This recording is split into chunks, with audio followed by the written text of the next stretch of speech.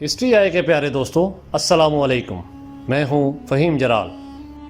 ناظرین گرامی، آج کی اس ویڈیو میں ہم بات کرنے والے ہیں لاکھوں سال پہلے ملنے والی اور سن 2018 میں چائنا کی سائنس اکیڈمی میں تحقیق کے لیے پیش کی جانے والی اس پراسرار انسانی کھوپڑی کی، جو عام انسانوں کی کھوپڑی سے نہ صرف مختلف تھی بلکہ کافی زیادہ بڑی اور مضبوط بھی تھی۔ اسی وجہ سے اسے دا ڈریگن نیم کا نام بھی دیا گیا ہے۔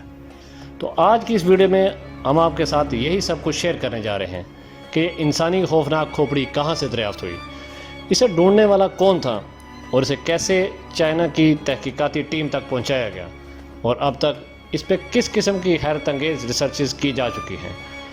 یقیناً آج کی ویڈیو آپ کو چونکا کے رکھ دے گی۔ پیارے ساتھیوں، آپ کو بتاتے چلیں کہ چائنا کے کوئن جی جو کے ایک بہترین پیراٹولوجسٹ کہلائے جاتے ہیں۔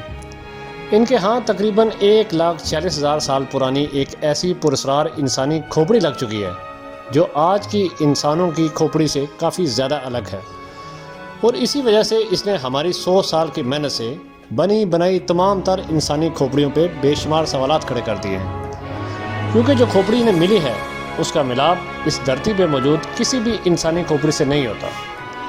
معاملہ کچھ یوں ہے کہ سن 1993 میں چائنا اور جاپان کے درمیان ایک خطرناک جنگ چھڑ چکی تھی۔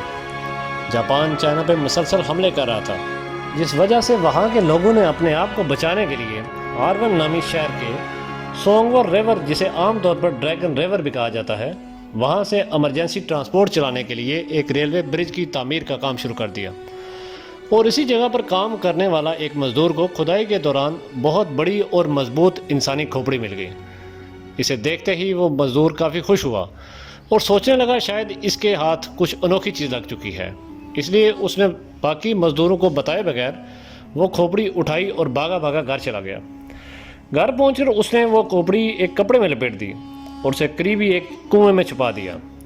آپ شاید یقین نہ کریں، لیکن یہ حقیقت ہے کہ یہ کھوپڑی تقریباً 80 سال تک اسی کنویں میں لوگوں کی آنکھوں سے اوجھل رہی۔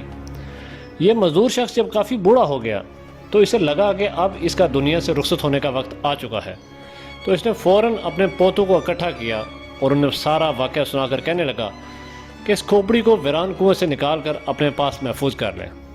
جب اس کے پوتوں نے وہ کھوپڑی نکالی تو انہیں بھی یہ کافی انوکھی اور قیمتی چیز لگی، لیکن جب چائنا کے کوئن جی نامی اس موقع کو اس کی خبر پہنچی تو اس نے فوری طور پر چائنا کی سائنس اکیڈمی کو تحقیق کرنے کے لیے آرڈر دیا۔ جب سائنسدانوں نے اس کھوپڑی پر ریسرچ شروع کی تو سب کے سب حیران رہ گئے۔ اس کھوپڑی کا صرف آدھا حصہ ملا تھا، اور آدھے حصے سے ہی انہوں نے اسی بات کو ثابت کرنا ٹھیک نہیں سمجھا۔ سائنٹسٹ نے سوچا کہ کیوں نہ سب سے پہلے اس کو دنیا میں موجودہ انسانی کھوپڑی سے میچ کیا جائے، لیکن حیرت کی بات یہ تھی کہ یہ کسی بھی انسانی کھوپڑی سے میچ نہیں کر رہی تھی، یہاں تک کہ اس کے 3D اسکین کو آرٹیفیشل انٹیلیجنس جیسی جدید ٹیکنالوجی کے ذریعے بھی میچ کرنے کی کوشش کی گئی، لیکن رزلٹ پھر بھی کچھ نہ ملا۔ اس کے بعد سائنسدانوں کی تحقیق کے مطابق اسے ڈریگن مین کا نام دیا گیا، جسے چائنی زبان میں ہومو لونگی بھی کہا جاتا ہے۔ اب اس کا مطلب یہ بھی نہیں کہ یہ کھوپڑی ڈریگن جتنی بڑی تھی، کیونکہ ڈریگن ریور سے ملی تھی، شاید اس لیے بھی انہیں یہ نام رکھنا مناسب لگا۔ دنیا کے مشہور سائنٹسٹ سیموئل مورٹن نے بھی باقی کئی سائنسدانوں کی طرح اس پر کافی ریسرچ کی تھی۔ انہوں نے سب سے پہلے تمام ممالک کے لوگوں کی کھوپڑیاں اکٹھی کی اور انہیں ان کے سائز کے حساب سے تحقیق کرنے لگے۔ ان کا کہنا تھا کہ افریقن لوگوں کی کھوپڑی باقی ممالک کے لوگوں سے سائز میں سب سے چھوٹی ہوتی ہے، جبکہ دوسری طرف یورپین لوگوں کی کھوپڑی سب سے بڑی ہوتی ہے۔ اور دراصل یہ عجیب قسم کی تھیوری بن گئی تھی۔ اس تھیوری سے یہ بات ثابت ہو رہی تھی کہ دنیا کے ہر انسانی کھوپڑی کنٹری وائز الگ الگ پرجاتی سے بنی ہے، لیکن ہر کوئی جانتا ہے کہ ایسا بالکل بھی نہیں ہے۔ اس تھیوری کو صرف ایک سائنسی نظریے کے طور پہ پیش کیا گیا، جس کے بعد چارلس ڈارون نے آرگن آف سپیسیز نامی ایک تھیوری پیش کی اور پہلی تھیوری کو جڑ سے ہی مٹا دیا۔ انہوں نے انسانی ارتقاء کو سمجھنے کے لیے کافی محنت کی اور اس پر پوری تحقیق کر کے انسانی ارتقاء کی تھیوری پوری دنیا کے سامنے رکھ دی۔ دراصل ڈارون کی تھیوری سے یہ بات سامنے آئی تھی کہ دنیا میں موجود ہر انسان ایک ہی پرجاتی سے بنا ہے۔ اس وقت ان کی تھیوری کو سچ یا جھوٹ ثابت کرنے کے لیے کسی کے پاس ٹھوس ثبوت نہیں تھے، لہٰذا اپنی پیش کی جانے والی تھیوریز کو سچ ثابت کرنے کے لیے دنیا کے بے شمار آرکیالوجسٹ نے الگ الگ قسم کے انسانی ڈھانچے ڈھونڈنا شروع کر دیے۔ इस तजर्बे में सबको कई किस्म के बेशुमार ढांचे मिले, जिन्हें जब इकट्ठा किया गया तो पता चला कि इन सब में डार्विन की थ्योरी सच थी, यानी कि हम सब एक ही प्रजाति से बने हैं। लेकिन आप जान के काफ़ी हैरान होंगे कि सन 2018 में ड्रैगन मैन की जो खोपड़ी मिली है वो किसी एक नहीं बल्कि मुख्तलिफ किस्म की प्रजातियों से ताल्लुक़ रखती है। हमारे सामने एक थ्योरी ये भी रखी जाती है कि आज से तकरीबन 33 लाख साल पहले हमारी ज़मीन पर ऐसे बड़े बड़े इंसान भी पाए जाते थे जो अपने शिकार के लिए मुख्तलिफ किस्म के पत्थरों का इस्तेमाल करते थे। इन पत्थरों को बनाने के लिए काफ़ी दिमाग लगाया जाता था, जिस वजह से इनके दिमाग का साइज़ 400 क्यूबिक सेंटर से बढ़ गया था। इसके अलावा इनका कद और हाथ वगैरह भी काफ़ी लंबे हुआ करते थे और ये झुक के चला करते थे।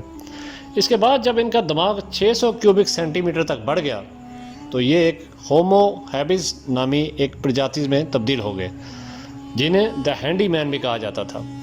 इसके बाद आज से तकरीबन 13 लाख साल पहले ये होमो इरेक्टस प्रजाति में तब्दील होकर छुपने की बजाय सीधा चलना शुरू हो जाए। जिस खोपड़ी पर सन 2018 में तहकीक की गई, इसके बारे में ये भी कहा जाता है कि ये इंसानों की कोई तीसरी नस्ल है जो पहले एशिया में रहा करती थी। ये आम इंसानों से काफ़ी ज़्यादा बड़े और वज़नी हुआ करते थे। इसमें भी कोई शक नहीं है कि इस दुनिया में हर चीज़ इर्तिका के अमल से गुजरते गुजरते इस हाल तक पहुंची है। यानी पहले दुनिया में तमाम तर चीज़ें ऐसी बिल्कुल भी नहीं थी जैसी आज है। ये बंजर, वीरान, तूफ़ान और जंगली जानवरों से भरी पड़ी थी, लेकिन फिर इर्तिका के अमल से गुजर के ये काफ़ी एडवांस लेवल तक पहुंच गई। बिल्कुल इसी तरह ये भी माना जाता है कि इंसान भी इसी इर्तिकाई अमल के मरले से गुजरते गुजरते आज इस हालत तक पहुंचा है।